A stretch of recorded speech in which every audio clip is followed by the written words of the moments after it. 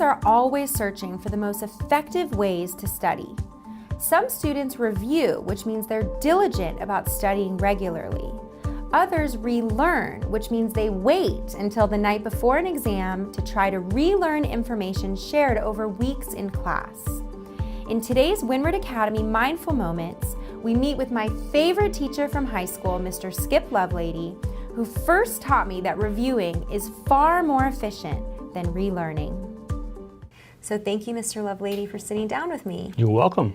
Yeah, so let's just jump in. Please share what is the difference between reviewing and relearning. Right, and this works with all grade levels. I teach in 9th through 12th, right? What I like to coach the kids on is when you get to that point where it's a week before the exam, make sure that you are actually reviewing and not relearning. The human brain's so powerful, but it needs a little exercise as you go along. Trying to cram in the whole 6 weeks worth of material in the last night before just doesn't work physiologically.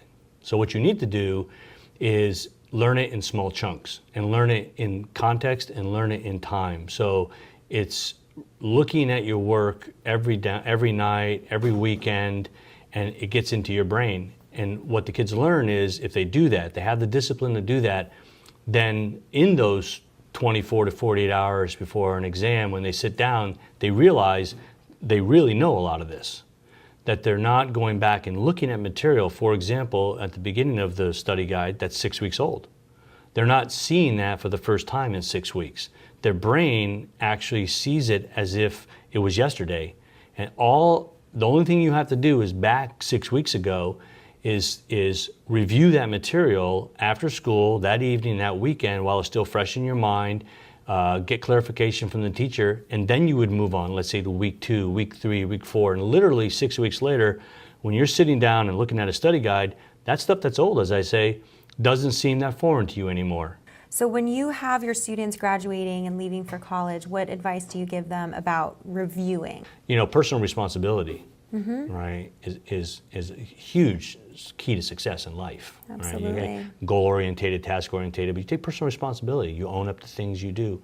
And knowing that you have a test coming up and you want to do the best you can, you take personal responsibility and you have the discipline to put in effort even though you're not getting paid on that day. Especially if what you're doing, you think you want to say you have passion for something, then show it.